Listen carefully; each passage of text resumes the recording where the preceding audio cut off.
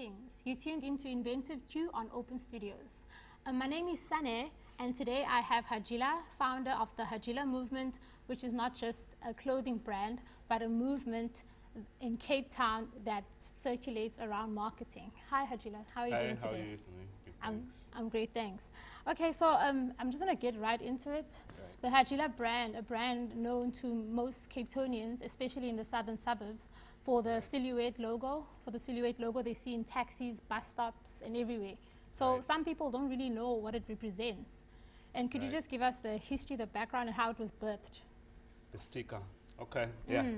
Story of the sticker. So, at one point, in my space, like in my little shop, where I used to do my arts and sell music and crafts and everything, this kid came in, a girl, 10-year-old, with a mother, and she said, I want a t-shirt. I want like I don't want Bob Marley, I don't want Che Guevara, I don't want any famous thing, I want my own. Then, so she's looking at my walls and looking at pictures, then she saw this picture and she's like, I want that, I want this uncle, this is like Peter Tosh. Then I was like, okay, I'm not gonna tell her it's not Peter Tosh, I might disappoint her. Cut it, did the stencil, printed, then put the sample on the wall, and the next day someone else came and said, hey, I also want that print on my.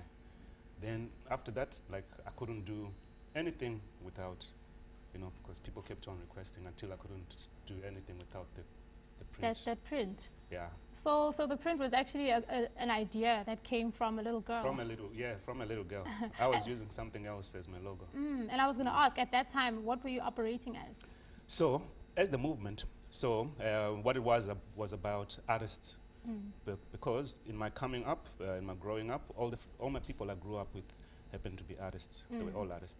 We were Visual movement artists. since we were young, from visual to crafts to fine arts.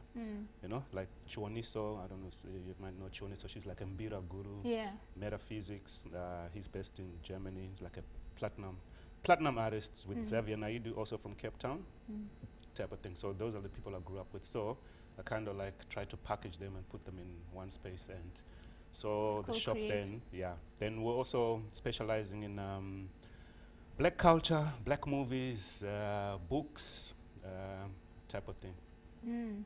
So you're saying that the Hajila movement, was it birthed through the relationships you've had, or was it a concept that you had specifically, the first one, was it fashion that you had in mind and later everything else came together? Fashion was the last. Like fashion just came to dress up what we already have. So it's the movement that was yeah, there so initially. the movement was about the arts themselves. So since my friends were already like placed, the whole idea was for me to find a product that I can push. Yeah. So having them together seemed like that way I knew like I could bring out a product that people can resist on an international level, because looking at my friends, like I already knew. So when I started doing that, then we realized now we actually had to put in other people so that the channels keep moving. So now we started looking for other artists upcoming. If we don't find them, we create the platform, put them on until they're good, then we get product, then we supply it, type of thing. Okay, I think that that's a very inventive way of marketing, I guess, and also just trying to drive it and at the same time let it drive you. So it's like a give back, a back and forth kind of circulation. True. So on today's topic, as you know, we're speaking on marketing, guerrilla marketing, because I approached you because I know that you're one person that has, like everyone in the southern suburbs, come across your brand without even knowing, and once they get a garment and they see someone wearing something, they're like, oh, that is that brand, and they want to know more about it.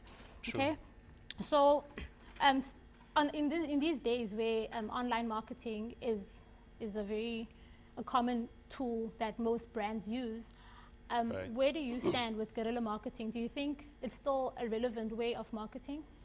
Big time, because I think the way I came up, when I started the whole movement, Facebook wasn't there. Yeah. So when it came up, it was like magic in a way, but I also looked at it like, oh, these guys are copying what I'm doing. What you're doing, but on cyber, because I was already doing that in terms of like we were looking out for artists, so we'll go across the country, looking for fine artists, like the top, because we already set standards. I had like the best artist, so only then I can only attract artists that are also of quality, because artists, when they see quality, they tend to be like, they're drawn to it's it. either they need to go home and practice, or they'll feel like, hey, I want to challenge. This is where I belong. So I already had that. So then I'd go countrywide, then I'll cross borders, then to find these artists. If they're not there, I kind of like set a platform or a mindset, and when I come back, there will be something going on. And in what format would you set it? Like In- talk, in- you know, this is personal. conversation? Like, yeah, like when I see you, or like if you sell some things, like you come knock door to door and you sell your art, and when I see your talent, or when I see your skills in your art, You'd have that then I kind of like get you to do something that I want. I'll direct your art, like I'll design something, then get you to do it. So that's ultimately- mentorship in a way. Yes, and also creating these products that are of fine quality, because the person that's doing it and my direction, knowing where I want to plant it, you know, then becomes. So then knowing also that this artist is on the ground and he's coming from, say, from his rural, and like, how are people going to find him? So then what I'll do is, like, I personally kind of like represent him to say, like, you are in the movement, because I have a window, or I'm trying to create a window, so people are going to see us. So I'm recruiting you. Then that way, that's how we also started moving art. So it's like a window slash door. So they Exactly. can see Then you through, and then at the same time you let them in. Exactly, and people that I meet would also want to know, like, where do we find these things, or who are the artists? Then I'll direct them to 'Cause those you're the people vessel. in the different areas. Yeah, yeah. So that whole thing then was supposed to be international, on international level. It's not just like where I am, you know? So you think on a global level. Yeah, big time. Like, we have to think like international. In fact, like, your ideas can't be limited. You know, like, you have to. I kind of like place myself in so many spaces. Like, if it's Brazil or USA, I have to. In fact, I know that I'm gonna be there. I'm gonna be in all these places, just like music. You know, like when someone comes up with a song, they're single. It's gonna be international. Like, we've listened to Bob Marley, and we know he's in every country. We guaranteed. Definitely. And we guaranteed some kid that's growing up now, he's also gonna catch him. So I also want my art to be like that. To be timeless. Exactly, and to reach everyone. So since I know that, then it means all I need to do now is just put the steps Consistency. into it. So I must just spread the sticker slowly, but it will get to everyone. All right. So I think we've just got, in the first segment, we were able to cover the background of Hajila and his story and his process. So after the break, we'll zoom into guerrilla marketing and how this type of resource can benefit startups. So do stay tuned. You're back on Inventive Q with Sane, and today I'm speaking to Hajila. Okay, I'll call him Hajila Movement because he is a movement about guerrilla marketing. All right. So just Hajila, I want to really get the viewers to understand what guerrilla marketing is. I don't want to speak about something. I think I should have done that in the beginning, but I really want to break it down so that they can understand what guerrilla marketing is and how it serves for startups, how it benefits a startup. Okay. Guerrilla marketing, I think, is about just the informal ways of advertising. You know? For advertising. Yeah, spreading yourself, mushrooming, I call it. It's mushrooming, like you must come out like wild mushrooms everywhere, you know? Like weeds. Yeah. Okay. So pretty much. So then, in this context, then we're talking about, like, for myself, how I end up connecting the whole thing. Like, when I came to Cape Town, I'd say, like, I had my first experience of seeing tags. So on the streets of Cape Town, street poles everywhere, you always see these tags. Like as in street art, or just street like art, you know, like when you see it, you don't know it's street art. Yeah. It's just like tags, like signatures, and but you see them on every wall. Then, if you pay attention, you start seeing certain tags start popping up more. You know, when you pay. Wherever you are. Yeah, when you pay deep attention, they start following you. You know, like you go to Joburg, this same name still sticks out. You know, you come to Cape Town, you go Eastern Cape, and that name. So that actually just tells you that this person is very busy. In fact, busy. They're not sleeping. Like, how busy can be, because then you also start seeing them on impossible places. Then you yourself, you have to like start thinking like what's going on? How are they getting there, and when and what time? But you just know they're not sleeping. So as an artist, that kind of like also woke me up. Then since I already had a tag, so instead of tagging, then I went on to stick my sticker. sprayed my stickers. Before I had the stickers, it was just like flyers of the image, but I made like thousands and thousands and thousands. So what it is also is when you have to create a stencil. Yeah. That stencil has to be like printable. It has to be easily printable, so it has to be like one color. You know, don't be fancy with colors like just when you're creating a logo. It has to be Then it also must tell a story before, without people asking you. They must see speak for itself. at least, you know. Or if it's anything, then it has to be like how you're gonna push it and how you're gonna place it. Will create that story. You know, if it's nothing, like maybe it's just the letter T. You know, but you can spread it so much that it will create a story. Or so basically, marketing, you'd say that it's manipulating the subconscious. Yeah. It's about that's what the bigger brands do to us. That's how we get to see Coca-Cola everywhere. That's how we see. Our subconscious has already taken all that data. Yeah. It's like violation of your space on other levels, because you didn't request to see this thing, but now you've seen it so much that you can't resist it. That's Guerilla. I mean, the corporates are also the biggest gorillas. You know, they do that. They do the formal stuff, but they're also on the Guerilla like big time. You know, that's why we get to see them. So then using your marking your stands, but then besides like just sticking it around, it's also about placing it in different ways. Strategically. Yeah, in different products.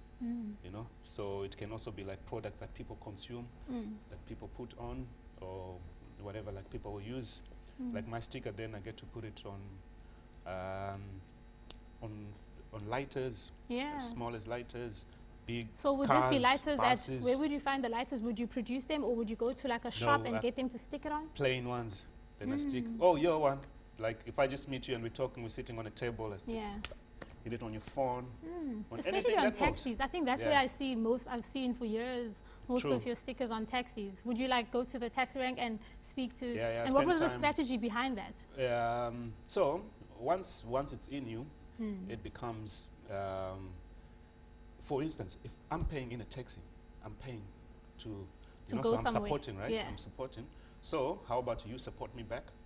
Like put my sticker in your car because I'm supporting you. You know, like that's simple. That's my conversation with the driver.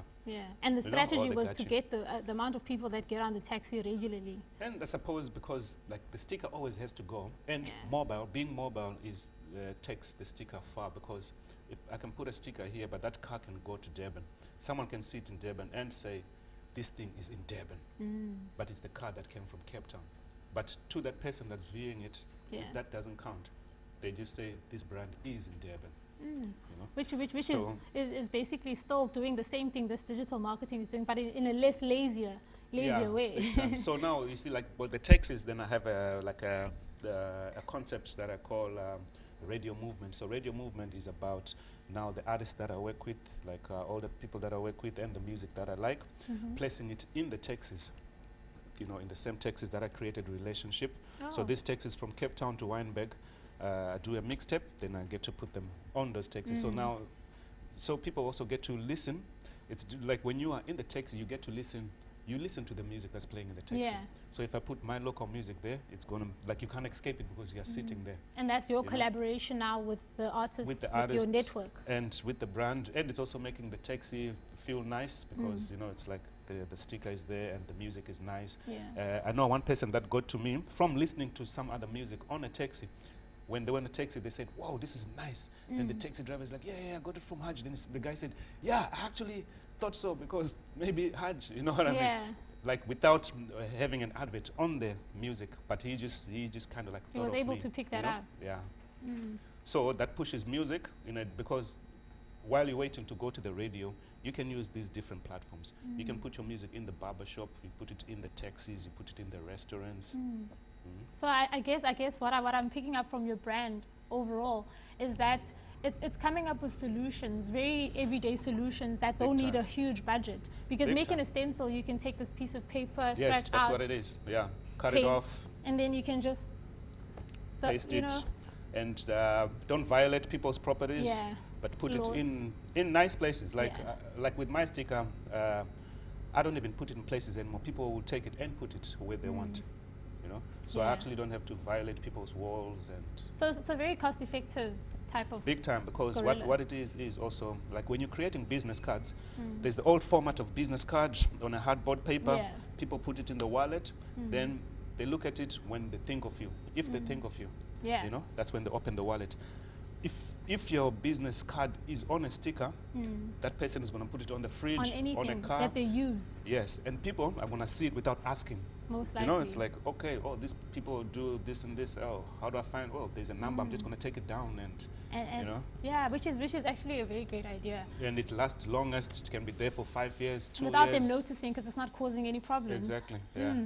So it's been great talking about that as well. I think we want to go deep into just guerrilla marketing and how one can practically use it in startups. And just after the break, we'll speak also on how Hajila has now spread out his knowledge and is going to have a talk at UCT. So catch us after the break. Stay tuned.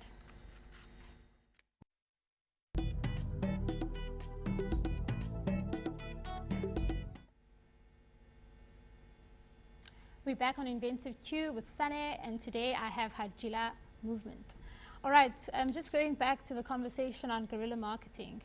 I just want to know your brand, then the relationships that you've built over the years. Would you say that guerrilla marketing had the greatest impact on your brand as a whole, because people have just been seeing your branding everywhere? Would it be the main thing that helped it grow?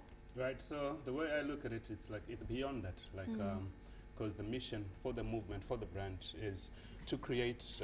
Has always been to create an art environment for the next generation, not just for us, for people to live off art. Yeah. You know, because the way we came up, art was not allowed in our houses, in our societies. Our families kind of like never believed in art. If you choose that route, then it's either you're going to go mental or you're just wasting your time. So you're never going to make any money. And then finding that the way now we came up in the system, we were not employable.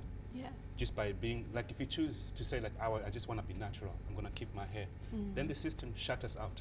Like, you cannot work if you have dreads. And for some of us, it's not a choice. I'm not going to shave my being. I'm not going to change my being identity. for... Exactly. So for money. I tried to kind of like keep that. Then came now the need to survive through that. So then came now the need also to make art. Monetary art. Exactly. Like us now finding ways of us living off art. Yeah. And jumping to actually making it a lifestyle. Then also now realizing that the more we are, then the more we can actually trade and exchange and improve innovations and, you know. So then that means like passing the platform to everyone so that everyone jumps on it. So, you know what I mean, then flip everything. So it's a generational thing. So so my moves are just like trying to get there. So they're not even like, because what we're talking about is like waking up a whole nation, changing the syllabus, you know, having kids know what they want, having kids have skills before they even go to high school. Yeah. You know, so you go to high school to actually master or school about how you're going to push your art. Yourself. Whatever it is that you know. Because everyone is creative, somewhat. You know, so yeah. So that movement is something that you want everyone to kind of, all these aspiring creatives to kind of also, it's like you're creating a hub. Yeah, like then it just goes to, once you catch that, wherever you are, you also start that thing around you. Yeah. With people around you. So I always say to people, like, in your neighborhood, wherever you are, it doesn't matter which location, it doesn't matter which village, you can create a movement. There's gonna be someone that's interested in different things around you. So you just need to be, you know, network. Then already you're coming up with solutions that will help your community or your scenario, wherever you are. You check. So. So it's like this. Yeah, and I want to get into that, because you're known to be easily accessible when it comes to conversation among the creative community. Right. You know, so what's that about? Aren't you like a busy man? I would imagine that you're a busy man with everyone trying to access you. It's just about dropping, planting seeds in people's minds, like people that I meet, whoever they are, because you'll be surprised. A lot of other people, they're not just necessarily like street people, just that are just trying to find themselves. There are people that are already also doctors, pilots, but once you drop that gem, it also opens them up to also look at their environment and see how they can also plug in or use what they do to, 100. Yeah, so it's just about, then also my thing is everyone that I meet, I get to have a conversation. Yeah. So my conversation, like someone will say like, yo, how long is your hair? How many years it take you? Then, that conversation is like one of the worst for me. I can imagine. Like, are you telling me that so we much. have like 3 minutes in this whole life to meet, and you want to know like how long my hair? What would that be? You don't even want to know like how we can move forward. Like, what do I do? What do you do? So you what like can we do? progressive That's, thinking. yeah, is that's what my you- conversation. What do you do? What do I do? What can we do? Then all of a sudden I find out, oh, you're into film. I'm into clothes. Let's do this. Yeah. Then we move. So on. I think your mind, just your whole lifestyle as Big time. is marketing. You're constantly finding ways to involve others and evolve and Yes. move and move. The motto is living life through art. And life is art. Yes. So definitely. through people, is that From you in the house, the way you sweep, the way you cook, it's all art. You just 100. need to like value it and find a way to And package channel. it. Yeah. package actually Yeah. is most important to make so money. the next person that sees it can actually feel like, because with art, you don't have to do much. Like whatever you do, if it's good, someone just wants to take it away from you. So they want to pay. They want to pay. Like without you busy advertising, they must just see it and they must just have this thing like, wow, I just need this thing in my space. So it's that balance that one creative needs to have, is to maintain their integrity as a creative, but to also allow that room to accommodate where the money's going to come in, which is having that discipline and principle in that conversation of the business conversation side. Right. So, but I guess with guerrilla marketing, it does touch on a bit of creative and Yeah, because you also have to be creative in the that marketing. process. Yeah. Yeah, and You know. speaking of that, let's get into your talk at UCT. Right. So what will the talk entail and how did that come to be? So I have a few lecture friends. So I suppose they've also noticed how my brand is It's been. moving on its own. Yeah, and they would like to tap into that. Yeah. But I've also had like a few friends that lecture Yeah. that I've always kind of like talk, and they take Exchange. that back to and type of thing. So now they want you So- to come do it yourself. Yeah, exactly. So what will that entail? Will it just be about guerrilla marketing, or you personally, your brand, or your testimonial? It's more of my brand and how I handle it and how I look at marketing and Okay. you know. Yeah. So with everything that you've been doing, are you still continuously doing things like gigs, or is this always something like meeting you? Is it something that someone will hope to find you by chance to have those conversations, or do you host events or any place where people can exchange this information and just get hands-on? Because people have different ideas. Yeah. I think it's just about the mindset, and like it's the mindset that we kind of like need to work on more. But also, people just need to. The university, like Cape Town, is a university. Yeah.